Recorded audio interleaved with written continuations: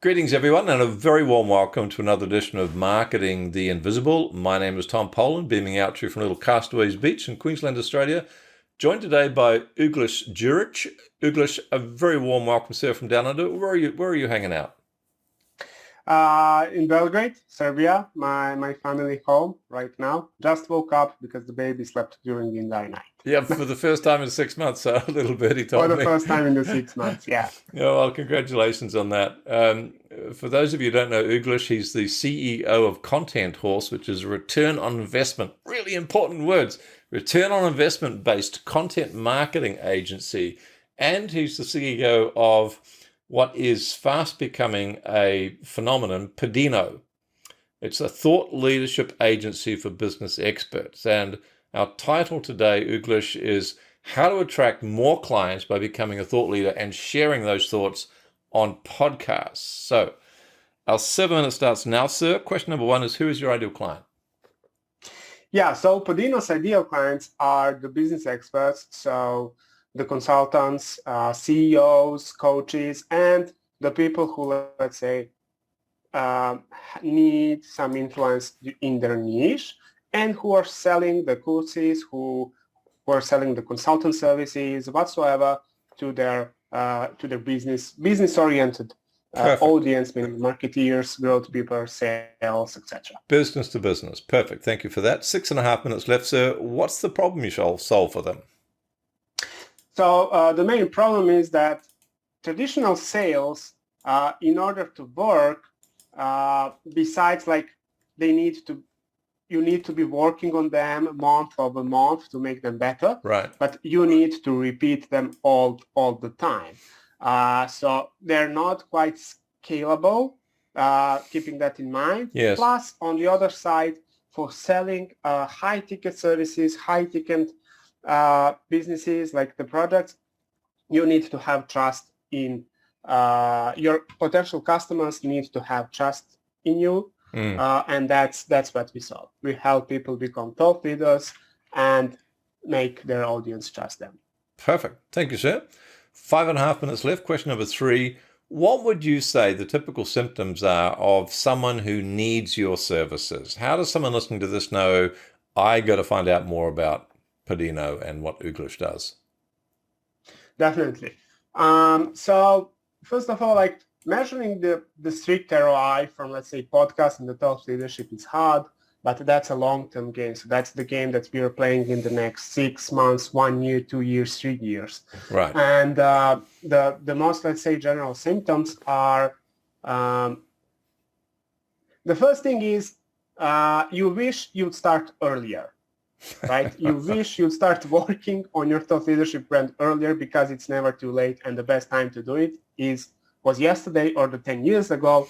The second best time is today. Right? Because it takes time. And as I said, non-scalable sales processes, and plus by having a personal brand in place, you'll never have to worry about sales ever again. Literally, ever again. That's a big problem solved.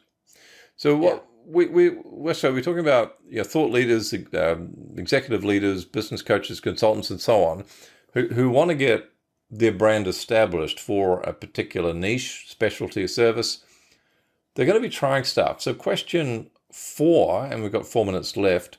What are some of the common mistakes that you see people making out there in the marketplace, trying to establish themselves as a thought leader, still feeling like they're the world's best kept secret, but they're doing stuff? What are those mistakes? Definitely. First of all, regarding podcasting or speaking on podcasts, or let's start with the beginning. They are writing and speaking about literally everything that's in their, let's say, niche or area of expertise. The best thought leaders need to have their enemies. So, for example, my personal enemy for Content Horse, let's say, is content that's written for SEO, not for the users, right? So they need to have an enemies. They need to have some strong stakes and opinions, right, that make them different from the pool of all other people in that market, right? Yep. So that's the first thing. They start with the wrong step. Second thing is regarding podcasting, if they want to speak on podcasts, the first thing people do is, of course, do the cold email outreach. They're pitching to podcast hosts. And as you know yourself, like 99% of those emails are not personalized. They feel spammy. They don't show that the guests care about your show. Right. So that's the first thing. And the pool of podcasts is so small in the world. I mean, there are 2.5 million podcasts in the world, but the high quality ones where you want to be heard, there are not a lot of them, and you don't want to waste these opportunities. So those are the two, let's say, biggest mistakes. So getting really clear on what you stand for, but also your enemies, what you rail against, what annoys you, etc. Crafting that into a message. Getting invited as a podcast guest is positioning you because someone else's platform is broadcasting your message. Let's go to question 5. Just over 2 minutes left. One valuable free action. What would you say would be a top tip that you could offer as a piece of advice that's going to help people get established as a thought leader and get their message out on other people's podcasts? Definitely. So the first thing is, if you process everything, is to systematize everything, right? Position yourself as a thought leader is not actually that hard. As I mentioned, the first thing is you need to have strong takes, strong opinions, and you need to be sharing your secret knowledge, so the knowledge that only you know and your unique with the world, right? However, if you have the right process, it's not that hard. For example, you jump on the show, on some relevant show in your market, podcast gets published, then you take that episode, you repurpose it into one thought leadership article for your blog. You repurpose it into 5-10 Twitter chats for a Twitter profile, 5 to 10 YouTube videos for YouTube, LinkedIn posts, etc. And from one piece of content, we have like 50 plus pieces of content available. With you not needing to create new content all the time. It's all about repurposing and distribution. Super, thank you. And so that just under a minute left, 2 questions to go. One valuable free resource, and I'm going to tell everyone what this is just for the sake of time. Folks, it's www.podino, podino.io. What are they going to find there, and how will they benefit from that?